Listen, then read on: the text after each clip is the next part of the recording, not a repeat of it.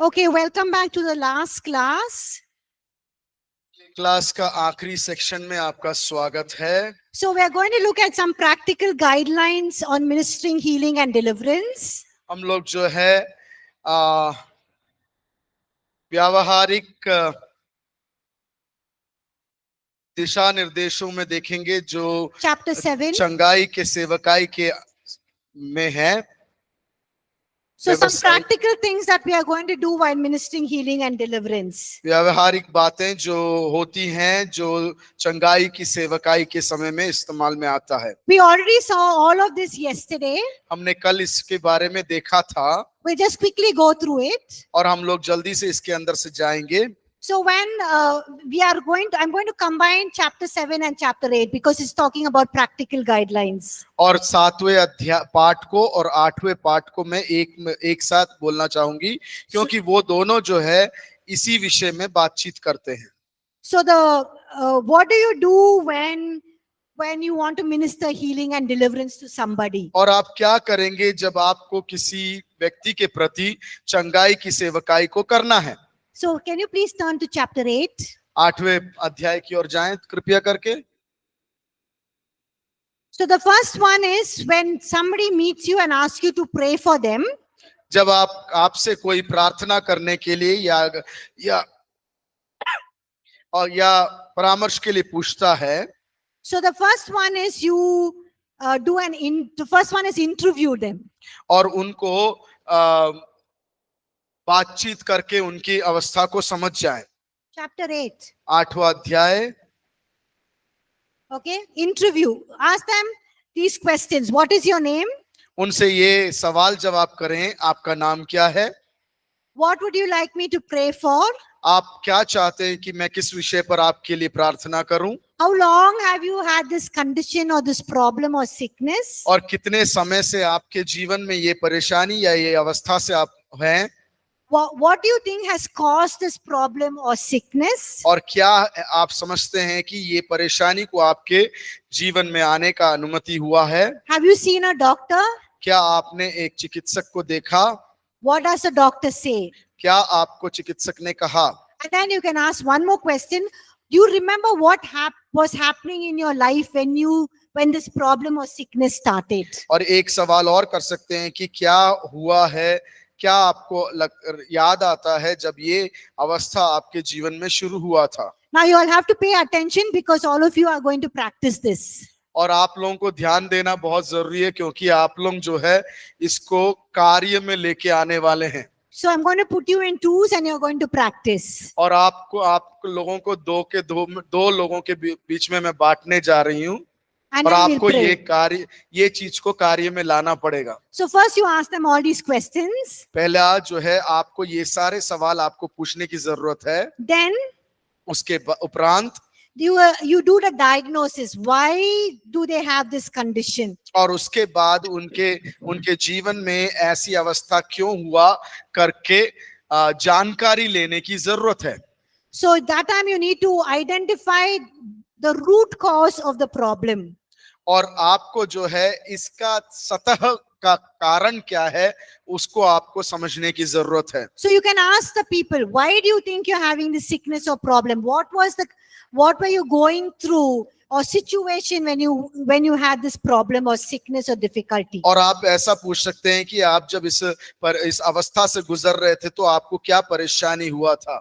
Or at the same time you can listen to the Holy Spirit. और उसी समय पर क्या है आप पवित्र आत्मा के स्वर को भी सुनते रहें। So sometimes the Holy Spirit can give you word of wisdom, knowledge, can give you a vision. और कभी-कभी क्या है जब आप ऐसे सुनने के लिए तैयार रहेंगे पवित्र आत्मा कभी आपको एक बुद्धि का शब्द सुना के देंगे या फिर आपको एक वचन दिखाएगा या आप एक दर्शन भी देख सकते हो। And he will give you something that shows you why this problem is happening. और कभी-कभी पवित्र आत्मा आपको ये भी दिखा सकता है कि ये परेशानी क्यों हो रहा है। There are a number of reasons why people may need help. और कई बातें हैं, कई रीतियां हैं जिसके द्वारा हम समझ सकते हैं कि लोगों को सहायता की जरूरत क्यों है। It can be because of some disease or accident. हो सकता है कोई दुर्घटना या कोई बीमार रोग आ गया हो, or some sin that they have committed, और यदि हो सकता है कि उन लोगों ने कोई पाप किया है, or some emotional pain or brokenness in their emotions that is causing them physical pain or hurt. और उनके मानसिक तरीके से कुछ ठेस उनको पहुंचा हो, जिसके कारण से उनको शारीरिक परेशानियां हो रहे हैं, दुख दुविधा हो रहा है। Or it can be relationship problems, lack of forgiveness. और हो सकता है कि उनके रिश्ते में तो कोई परेशानी हो, अपने उनके दूसरों के एक दूसरे की गलतियों को माफ करने ना होने की अवस्था। Or it can be demonic oppression. और ऐसा भी हो सकता है वो भूत प्रेतों के द्वारा लाया गया हो। So once you do the interview and you understand what is the root cause of the problem, और जब आप जो है बात करते हैं उन लोगों के साथ, अब आप समझ सकते हैं कि उनका परेशानी क्या है, then you can do these following things. और उसके उपरांत ये सारी चीजें जो सूचियां आपको दिया गया वो कर सकते हैं आप। So we'll go back to chapter 6 now, छठवें पाठ की ओर हम लोग अपना ध्यान लेके जाएंगे, and we will see how we can minister healing to them. और हम देखेंगे कि किस प्रकार से वो चंगाई की सेवकाई हम कर सकते हैं। So the first thing is you need to minister in faith. और पहली बात ये है कि हमें जो है विश्वास में होकर सेवकाई करने की जरूरत है। Now how is faith expressed? और किस प्रकार से विश्वास को कार्य में ला सकते हैं। Yesterday I told you how is faith expressed? और कल मैंने आपको बताया था विश्वास कैसे ला सकते हैं। Action, before action और क्रिया के पहले you have to speak. Okay? घोषणा, Yes, you speak and then you act on your faith. और वो है कि पहले आप घोषणा करें और उसके उपरांत उस विश्वास को कार्य में लेकर आए। Now sometimes the person you're praying for does not have the faith. कभी कभी क्या होता है, वो व्यक्ति जिसके लिए आप प्रार्थना कर रहे हैं उनके अंदर विश्वास नहीं होता है। Like yesterday we saw the example of the Canaanite women. और जिस प्रकार से हमने देखा कि वो कनान्य स्त्री के विषय में, Who was a Gentile and not a Jew. और वो जो अन्य जाति की थी वो यहूदी धर्म से नहीं थी, And she was crying out and Jesus was not giving her healing. और वो रो रही थी, फिर भी उसके जीवन में प्रभु यीशु मसीह चंगाई नहीं दे रहे। But because of her faith, Jesus gives her the healing and her daughter is healed. और उसके बाद हम देखते हैं कि उस विश्वास को देखकर उसकी बेटी को चंगाई प्राप्त हुआ। The same way the Roman centurion who comes to Jesus and ask him to heal his servant. और उसी प्रकार जो रोमियो की सैनिक का अधिकारी जो है वो आता है और कहता है कि उसके दास के लिए दुआ, मतलब दास को चंगा कर दें। And we don't know whether the servant had faith in Jesus or knew Jesus. और हम नहीं ये जानते हैं कि उस दास के पास विश्वास था या यीशु मसीह को वो जानता था। But this Roman centurion, he had the faith. लेकिन वो रोमी अधिकारी जो था उसके पास विश्वास था। And Jesus praised him for his faith. और यीशु मसीह उसके विश्वास को देखकर सब लोगों के सामने उसको ऊंचा उठा के दिखाता है। He said, your servant will be healed. Go because of your faith. और वो कहता है खुशी के साथ कि तुम्हारे विश्वास के कारण तुम्हारा दास ठीक हो जाएगा, तुम जा सकते हो। So sometimes even the person you're praying for doesn't have the faith. You have the faith. They can experience healing. और कभी कभी क्या होता है, जिस व्यक्ति के लिए आप प्रार्थना कर रहे हो उसमें विश्वास की कमी होती है, लेकिन आप में वो विश्वास होता है, इसलिए वो व्यक्ति के लिए आप प्रार्थना कर सकते हो। So when the person comes, do the first two steps: interview, diagnosis, and then exercise faith. और वो जब आपके सामने वो व्यक्ति जब आपके सामने आता है, दो चीजों को हम कर सकते हैं। वो पहला है उनके साथ जो है भेंट बात कर सकते हैं, उसके बाद Diagnosis. और उसके उपरांत जो है जांच पड़ताल कर सकते हैं। Then you step in faith. और उसके बाद जो है विश्वास में आगे बढ़े। And then pray the prayer of agreement. और उसके बाद जो है सहमति की प्रार्थना करें। What is a prayer of agreement? सहमति की प्रार्थना क्या है? You can either call other people and agree in faith, और दूसरे लोगों को बुला सकते हो आप और उनके साथ सहमति में बैठ सकते हो, or you can use the authority that God has given you या फिर आपके अंदर जो परमेश्वर ने जो अधिकार दिया है उसको आप इस्तेमाल में ला सकते हो and speak in faith and in Jesus' name और आप विश्वास में होकर यीशु मसीह के नाम से आप बात कर सकते हो and exercise authority over that sickness or the demonic oppression. और उस शैतानी चालों के ऊपर या वो परेशानी के ऊपर आप परमेश्वर के नाम को इस्तेमाल कर सकते हैं And believe in agreement and in faith and exercise your God-given authority. और एक साथ होकर एक सहमति में आ जाएं, उसके बाद आपके पास जो परमेश्वर ने अधिकार दिया है उसको इस्तेमाल में ला सकते हैं। Or you can call others and say, agree with me in prayer for this person. और आप दूसरे लोग जो आपके साथ सहमत होंगे उन लोगों को बुला सकते हैं और कह सकते हैं कि मेरे साथ आप सहमत हो जाएं और उसके बाद उस व्यक्ति के लिए आप प्रार्थना कर सकते हैं। Now there is power in agreement. और यहाँ पर एक सहमति में बहुत सामर्थ है। Then pray the prayer of faith. Pray in faith that God, you are a God who heals. It's your will to heal.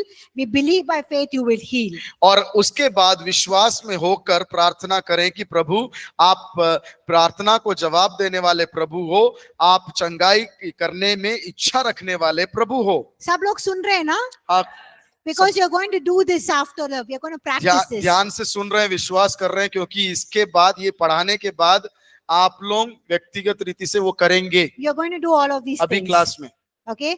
Then you are going to say a word of command. और उसके बाद आज्ञा देना है, Like Jesus did. जिस प्रकार से यीशु मसीह ने किया। Jesus commanded the sickness or the evil spirit, commanded them to leave. और यीशु मसीह ने आदेश दिया कि दुष्ट ताकतें उनमें से छूट जाएं। The same way we speak the word of command and we rebuke the sickness and the disease or the spirit of infirmity or the demonic spirits to leave in Jesus' name. और हम यीशु मसीह के नाम से हम आज्ञा देते हैं कि वो शैतानी ताकतें जो हैं, शैतानी चाल जो है उस व्यक्ति से दूर भग जाए। Now can you take a phone and pray for somebody who is far away? Will they be healed? क्या हम फोन में किसी हमसे दूर में बैठे हुए व्यक्ति के साथ बात करके उसके लिए प्रार्थना कर सकते हैं? Yes, because it's not us, it's the Holy Spirit. क्यों कर सकते हैं? क्योंकि वो हम नहीं कर रहे हैं, पवित्र आत्मा वो कर रहा है। So you just speak the word of command in Jesus' name. आपको इतना सिर्फ करने की जरूरत है कि यीशु मसीह के नाम से उस विषय पर आज्ञा देना है। And the Holy Spirit can work any place, even if it is, thousands of kilometers. हजारों किलोमीटर दूर होने दो, पवित्र आत्मा वहां पर भी कार्य कर सकता है। Then you can, or you can even pray by laying hands on that person. और दूसरा क्या कर सकते हैं कि उस व्यक्ति के ऊपर जो प्रार्थना करवाने के लिए आया है, उस व्यक्ति के ऊपर अपना हाथ रखकर प्रार्थना कर सकते So हैं। when you're laying hands on that person, you can use anointing oil. और जब हम उस व्यक्ति के ऊपर हाथ रख के प्रार्थना करते हैं, उस समय अभिषेक का तेल इस्तेमाल कर सकते हैं। Or you can even use the command the sickness and the disease to leave and the demonic powers to leave. और हम आज्ञा भी दे सकते हैं कि ये बीमारी और रोग जो है इस व्यक्ति के अंदर से छोड़ के चले जाए। Now when you're ministering healing through laying on of hands, और जब आप किसी व्यक्ति के ऊपर हाथ रखकर चंगाई की सेवकाई कर रहे हो, it can be done in several ways. और वो कई रीति से किया जा सकता है। The one way is you can lay hands on that person and pray in faith in the name of Jesus. एक चीज कर सकते हो कि उस व्यक्ति के ऊपर अपना हाथ रखकर यीशु मसीह पर विश्वास करते हुए प्रार्थना, उसका नाम लेकर प्रार्थना कर सकते हो। Or you can lay hands on that person, issue a word of command in the name of Jesus. या फिर उसके ऊपर हाथ रखते हुए यीशु मसीह के नाम से आज्ञा देते हुए आप कर सकते हो। Or you can lay hands on that person along with faith and use anointing oil. और ऐसा भी कर सकते हो कि उस व्यक्ति के ऊपर हाथ रखकर अभिषेक का तेल और विश्वास, उसके साथ साथ विश्वास के साथ भी वो प्रार्थना कर सकते हो। Or you can use, you can lay hands on that person, anointing oil in the name of the Lord, and you can minister healing. और यीशु मसीह के नाम को बोलते हुए अभिषेक का तेल लेकर आप प्रार्थना कर सकते हो। Now, if you're a man and you are praying for a lady, अगर आप एक आदमी हैं और एक स्त्री के लिए प्रार्थना कर रहे हैं, then the lady can put her hand in the part of the body where she's having sickness और or वो pain. स्त्री जो है उसको जहां कहीं भी शरीर के भाग में बीमारी हो रहा है, वो अपना हाथ, निजी हाथ वहां पर रख सकती है।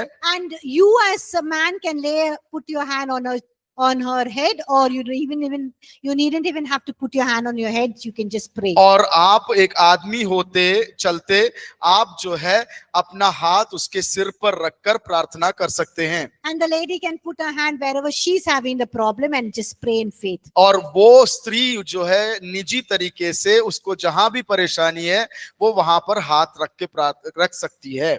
Now there are times when the Holy Spirit or God can lead us to simply announce that the person is healed. और कभी कभी ऐसा होता है कि पवित्र आत्मा हमें अगुवाई देता है कि हम जहां खड़े हैं वहीं से आदेश दे दें कि वो लोग चंगे हो चुके हैं। Or when we are praying for that person, you can just pray that, Father, I believe that the person is healed. और हम ऐसा भी प्रार्थना कर सकते हैं, खड़े खड़े जहां पर खड़े कह सकते हैं कि प्रभु हम विश्वास के साथ कहते हैं कि वो व्यक्ति चंगाई हो जाए। So sometimes you don't even have to pray, speak the word of command, pray in agreement. You don't even have to pray. You can just look at the person comes, they are sick, they're telling you their problem, and the Holy Spirit is saying, I've healed them. You just tell them they're healed. और आपको कभी कभी क्या होता है कि उस व्यक्ति के ऊपर एक सहमत होकर या उस व्यक्ति को बुलाकर प्रार्थना करने की जरूरत नहीं पड़ता है, वो उसको वहां जहां आप खड़े हैं वहीं पर खड़े होके आदेश देके प्रार्थना कर सकते हैं। No, even if they are standing in front of और you, अगर वो व्यक्ति प्रार्थना करने के लिए आपके सामने आके खड़ा भी क्यों ना हो, and they're telling you the problem, you are doing the diagnosis, you are interviewing them, और आपके सामने वो खड़ा हुआ है या खड़ी है और आप जो है उनके विषय में बातचीत कर रहे हो और जांच पड़ताल कर रहे हो, and then the Holy Spirit is telling them, I've already healed them. और पवित्र आत्मा उसके बाद आपको अगुवाई देता है, एक वचन देता है आपके मन में कि मैंने उसको चंगाई दे दिया है। So you don't have to lay your hands, you don't have to pray in faith, you don't have to issue the command, you don't have to say in Jesus' name, the healing is already done. और आपको हाथ उठा के उसके सिर पे रखने की जरूरत नहीं पड़ेगी, और आपको वचन की आज्ञा देने की जरूरत नहीं है, और तेल मलकर भी प्रार्थना करने की जरूरत नहीं पड़ेगा। So the Holy Spirit works in different ways. और पवित्र आत्मा जो है अलग अलग तरीके से काम करता है। Sometimes when you're praying for somebody who is sick, कभी कभी जब हम किसी पीड़ित व्यक्ति के लिए हम प्रार्थना कर रहे हो, the Holy Spirit will tell us to lead that sick person to act on their faith. और कभी कभी जो है पवित्र आत्मा हमें अगुवाई देता है कि बोलता है कि वो व्यक्ति जो रोगी है या पीड़ित है वो अपने विश्वास को कार्य में लेकर आए। So they can start doing something that they were not able to do when they were sick.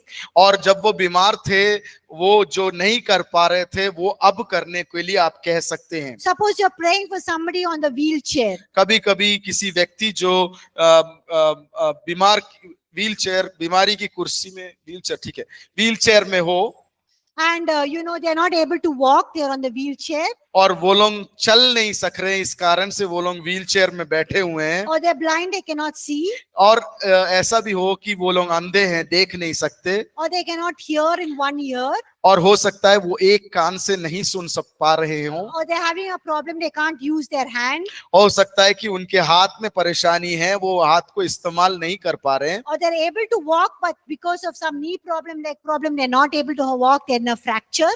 और हो सकता है कि वो लोग चलते होंगे लेकिन उनके पांव में कुछ परेशानी या फ्रैक्चर कुछ होने के कारण वो चल नहीं पा रहे हो। So then the Holy Spirit tells you, I have healed them, ask them to walk. और तब आपको पवित्र आत्मा की अगुवाई होता है कि मैंने उनको पहले ही चंगा कर चुका हूं, तुम उनसे बोलो कि चलो। For example, I'm wearing specs. उदाहरण से मैं चश्मा लगाती हूँ, If I remove my specs, I can't read. अगर मैं चश्मे को निकाल दूं तो मैं आगे क्या है पढ़ नहीं सकती, It's all very blurred. वो सब कुछ जो है धुंधला है। He prays for healing for my eyesight. और Somebody prays for the healing for my eyesight. अगर कोई व्यक्ति मेरे आंखों की रोशनी के लिए प्रार्थना करते हैं, And then the Holy Spirit tells you, tell her to remove her specs, to act in faith, to read without her specs. और तब पवित्र आत्मा उस व्यक्ति से कहता है कि उनसे कहो कि अपना चश्मा निकाल दें और विश्वास में होकर आप उसको पढ़ना शुरू करो। So, you act in faith. The person acts in faith, removes the specs, and then tries to read. और वो व्यक्ति जो चंगाई के लिए आया हुआ है, वो व्यक्ति चश्मे को उतार देता है और अपने विश्वास को कार्य में लेकर आकर वो आगे जो लिखा है वो पढ़ने की कोशिश करेगा। So we can do that as well. वो भी हम कर सकते हैं। Or we can also, bring about healing through the anointing. और अभिषेक के द्वारा भी हम चंगाई को ला सकते हैं। What is the anointing of the Holy Spirit? पवित्र आत्मा का अभिषेक क्या है? The presence and the power of the Holy Spirit. उसकी उपस्थिति और उसका सामर्थ। So we can expect the healing power or the anointing power of the Holy Spirit to just flow through people and heal the sick.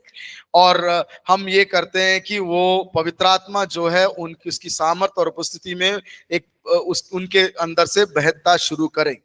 Or the Holy Spirit can also lead you, before the healing happens or after the healing happens, to, tell you that person is in sin and to lead them into salvation. और ऐसा भी पवित्र आत्मा आपको अगुवाई कर सकता है और बता सकता है कि वो व्यक्ति जो प्रार्थना करवाने के लिए आए हैं उनके अंदर कोई पाप है और उनको मन फिराने में और उद्धार में आप अगुवाई करवाएं। But at that time, you need to be very, very careful. उस समय लेकिन आपको बहुत ही चौकन्ना रहने की जरूरत है। If there are other people around you praying and agreeing with you in faith, अगर आपके चारों तरफ कुछ और लोग भी हैं जो आपके साथ प्रार्थना कर रहे हैं और एक सहमति से प्रार्थना कर रहे हैं, then it's good to take that person alone in the side so that they are not embarrassed. और उचित होगा कि आप उस व्यक्ति जिसके लिए प्रार्थना कर रहे हो उसको एक कोने में ले जाएं ताकि उनको कोई लज्जा ना लगे। Then you can tell them in a loving way.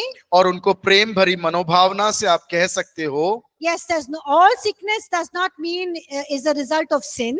और कह सकते हो कि सारा जो क्लेश आपके शरीर में या पीड़ा आपके शरीर में है वो पाप के कारण नहीं है। But I sense that this sickness or this problem in your life is because of some sin. और लेकिन मैं ये अपने में पवित्र आत्मा में महसूस कर रहा हूं कि आपको ये जो बीमारी आया है कुछ ना कुछ गलत काम के कारण आया है। And then because of that you've opened your life to the attack of the enemy. इस कारणवश उस पाप के कारणवश जो है आपने अपना द्वार शैतान के लिए खोल दिया है। So what you can do is you can lead them into asking God for forgiveness. और उनको क्या कर सकते हैं, हम उनको अगुवाई में करवा सकते हैं ताकि वो लोग मन फिराव की और परमेश्वर से क्षमा मांगने की अवस्था में आ जाए। And once they repent and renounce the sin, you can pray for healing just like what we had said. और एक बार वो लोग ने पाप से मन फिरा लिया और उनने पाप को अगर परित्याग कर दिया तो उनको मैंने जैसे कहा वह उस रीति से आप अगुवाई कर सकते हो। All the methods I said so far. और अभी तक जो रीतियां बता के दिया आपको उस रीतियों का इस्तेमाल कर सकते हैं। Sometimes even if they're not experiencing healing after you've done all of these things. और कभी-कभी ऐसा है कि इतना सब करने के बाद भी वो लोग अगर चंगाई को महसूस नहीं कर पाते हैं, You keep encouraging them and pressing in for healing. और उनको और प्रोत्साहित करें और उनको और प्रार्थना करने के लिए प्रोत्साहित करें। Another way that we can minister healing to people, to masses, to big crowds. और दूसरा एक तरीका है कि सेवकाई जो चंगाई की होती है उसको एक बड़े भीड़ के बीच में भी कर सकते हैं। By the Lord's table. और परमेश्वर के मेज के द्वारा। So you can you can give out the elements and then you can ask people to believe and declare the finished work of the cross in their body and their situation. और उनसे वो जो प्रभु का भोज है उसके तत्वों को उनके पास पहुंचाने के बाद उनसे कह सकते हैं कि आप विश्वास करें और परमेश्वर जो कलवरी क्रूस पर खत्म किया हुआ काम है उस पर विश्वास करें। Now, if some of you are going through some health issues, हो सकता है आप में से कुछ लोग जो है शारीरिक कुछ परेशानियों से गुजर रहे हो, or you can see some roadblocks, some hindrances in your life, and some problems that you're not able to overcome. और हो सकता है कि आपके जीवन में आप कुछ रुकावटों को देख रहे हो जिसको आप पार नहीं कर पा रहे हो। It's okay for you to take the Lord's supper by yourself at home every day. और ऐसा भी उचित कर सकते हो आप कि आप जाकर नहीं कर सकते तो आप निजी रीति से अपने घर में उस प्रभु भोज में से भाग हो सकते हो। When I go through some problems and difficulties, मैं जब कोई परेशानी और तकलीफ से बीमारी से गुजरती हूँ, I take the Lord's supper every day by myself. और मैं नहीं जा सकती इसके कारण से हमेशा I just take it by myself. मैं अपने आप से वो प्रभु का भोज ले लेती हूँ। It's okay. Sometimes I've done it for 1 week, 2 weeks, 1 month. और कभी कभी मैंने 1 हफ्ता 2 हफ्ता के लिए किया है, 1 महीने के लिए भी किया है, 1 महीने के लिए भी वो किया है। Till I overcome that problem or I see the move of God or I see a breakthrough. और जब तक मैं उस विषय के अंदर एक समाधान ना देख लूं तब तक। It's not that we take the Lord's table only in the context of church or with other believers. और ऐसा नहीं है कि हम जो है प्रभु का भोज जो है प्रभु का भोज जो है वो कलीसिया के अंदर लें।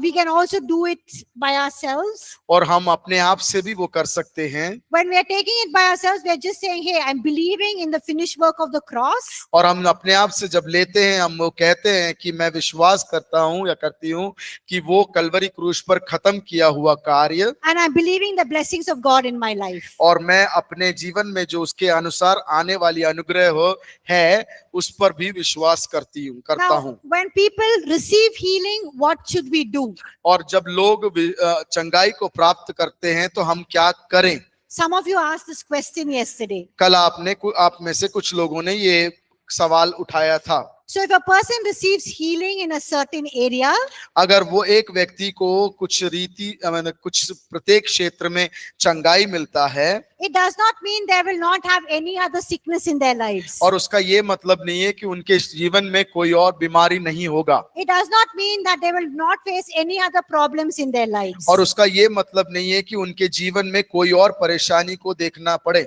But you need to help them how to maintain healing by teaching them all of these things. और ये सब कार्यों को सिखाते हुए उनको शिक्षा देना है कि वो अपने चंगाई को उसको स्थिर रखे।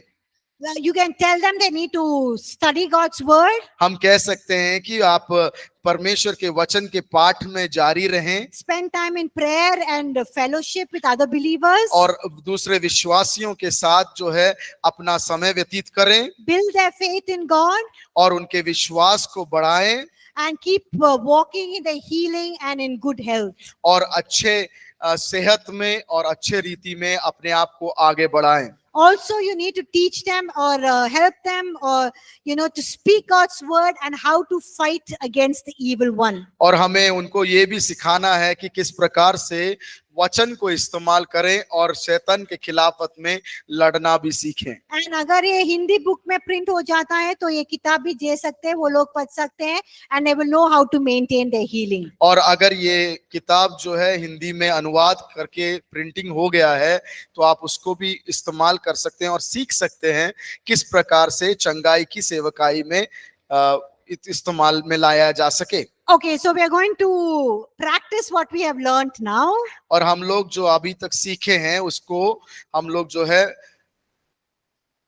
अभ्यास में लेकर आएंगे। Okay, so you know what to do. First, you interview the person, ask all the things that we saw, the questions. और हम अब जब एक दूसरे से जब बैठते हैं, बात करते हैं, वो उन व्यक्ति से जो है वार्तालाप करें।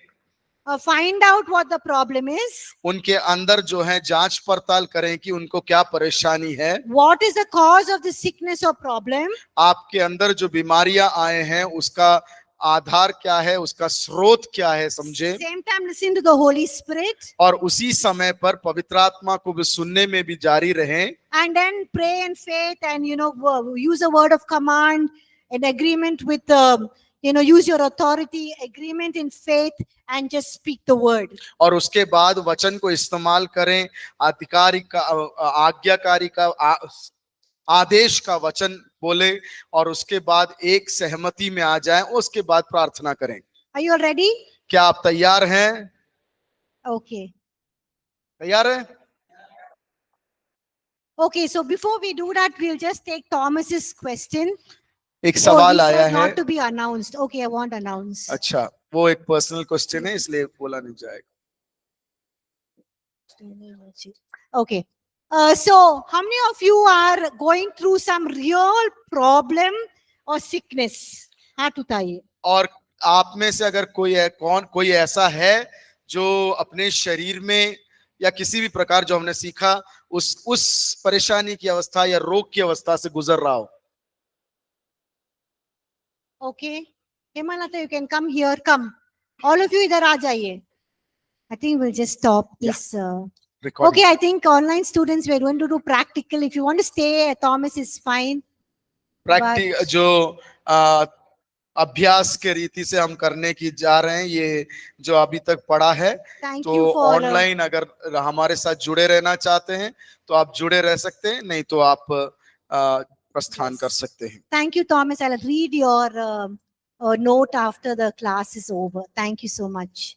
क्लास के उपरांत मैं उस आपके जो नोट आया है उसको मैं पढ़ूंगी, उसका जवाब। Thank you for joining us. धन्यवाद जो हमारे से आप जुड़े रहे।